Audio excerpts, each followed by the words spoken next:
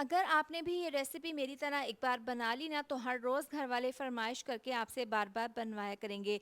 Leg के बड़े वाले पीसेस हैं, अच्छे से वॉश कर लिया था, कट्स लगा लेंगे, लेमन जूस, लहसुन अदरक का पेस्ट, हरी मिर्चों का पेस्ट, नमक लगाकर अच्छे से मसाज कर लेंगे। इसको 1 घंटे के लिए रखेंगे रेस्ट के लिए।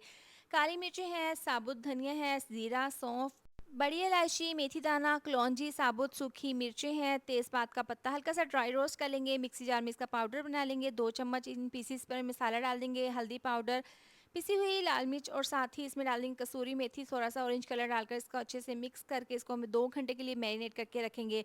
पैन में डाल देंगे आधा कप ऑयल, इस तरह से ये 2 पीसेस डालने के बाद इसको 10 मिनट के लिए दम वाली आँच पर पकाएँगे। 10 मिनट के बाद जो इसका चिकन के जूसेस हैं इसी में ये गल जाएगा। अब इसकी साइड को चेंज करके दोबारा से कवर करके 10 से 12 मिनट के लिए पका लेंगे।